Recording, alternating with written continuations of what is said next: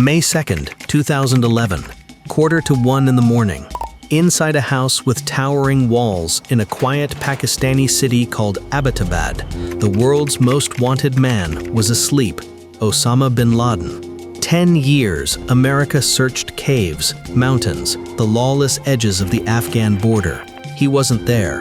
He was less than a mile from a Pakistani military academy, hiding in plain sight.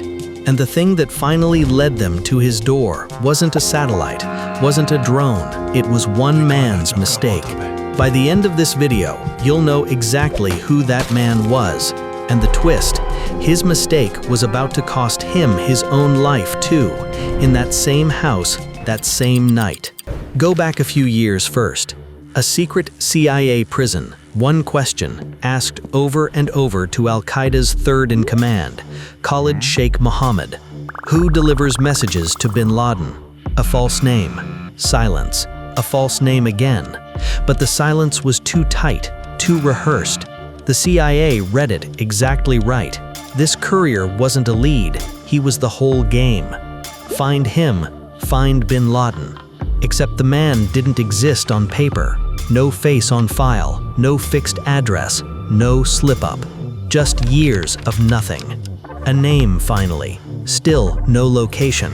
The trail went cold again. Then summer 2010, near Peshawar, a white Suzuki and the same man behind the wheel. This time, agents didn't lose him. They tailed him for weeks, silent, patient, invisible.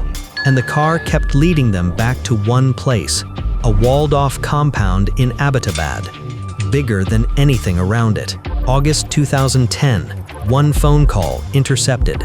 That was the moment doubt disappeared. Surveillance gave the man a code name, the Pacer. He'd looped the compound on foot for exercise, day after day, and never once stepped past the gate. A small private habit. Nobody outside those walls knew it existed. It was about to matter more than anyone involved could have guessed.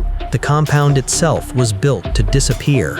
A 3-story main house, a smaller guest house beside it, split by a 7-foot wall, 18-foot outer walls, barbed wire on top. No phone line in or out, no internet. Trash burned on site, nothing left behind for anyone to sift through. Roughly 22 people lived inside, 3 wives, over a dozen kids who'd never once sat in an outside classroom. In the guest house, the courier, his family, his brother. Bin Laden stayed at the very top, 3rd floor, the most isolated room in the entire compound. 6 years, hiding in plain sight, a short drive from a military garrison town.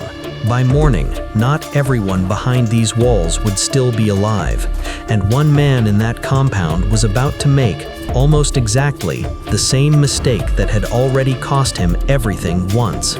He just didn't know it yet. April 29th, the White House. Obama meets his security team and gives the operation a green light. May 1st, 2 p.m. Washington time. Final review in the Situation Room. Every detail locked down. On paper anyway. Close to 11 p.m. Pakistan time. Power to the neighborhood cut by CIA operatives already on the ground. 2 stealth Blackhawks lift off from Afghanistan. Roughly 25 SEALs, night vision goggles, a translator, and a Belgian Malinois named Cairo. First complication almost immediately.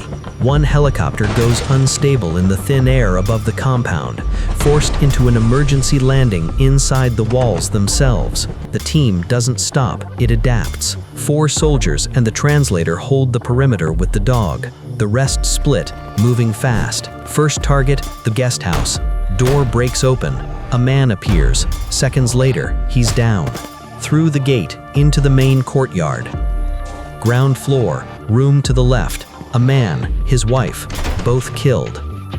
Deeper in, past the kitchen, past storage rooms, to a stairwell blocked by a heavy gate, explosives clear it.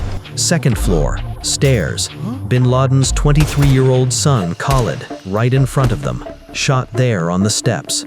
Third floor, a bearded face appears in a doorway, then retreats. The team moves in. Inside, a wife rushes toward them, shot in the leg but alive. In the same breath, bin Laden is hit, chest and head. Unarmed. An AK-47 and a loaded pistol sat within reach in that room. He never touched either. For God and country, Geronimo. A pause. Geronimo. EKIA. 10 years. Over in seconds.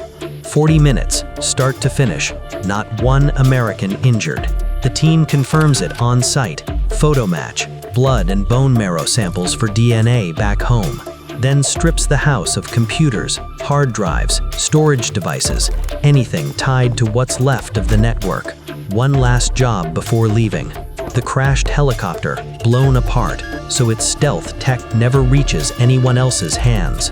As the blast echoes and Pakistani forces start to stir, the team is already airborne, body and evidence on board. 1:45 Washington. Obama from the White House. Today, at my direction, the United States launched a targeted operation. A decade of waiting, answered in one sentence. One more decision remained. Bin Laden's body flown to Afghanistan for formal identification, then buried at sea within 24 hours. That first man, killed the instant the guest house door opened, before the raid had even reached the main building. He was the courier, the one the CIA hunted for nearly a decade. His name was Ibrahim Saeed Ahmed, known by the alias Abu Ahmed al-Kuwaiti. Years earlier, one careless phone call opened a trail nobody could ever close again. That night, the same instinct, answer the knock, don't hesitate, got him killed first. Before the man he'd spent a decade protecting. In his own doorway, minutes apart. Same house, same secret, same mistake, twice, and this time, there was no surviving it.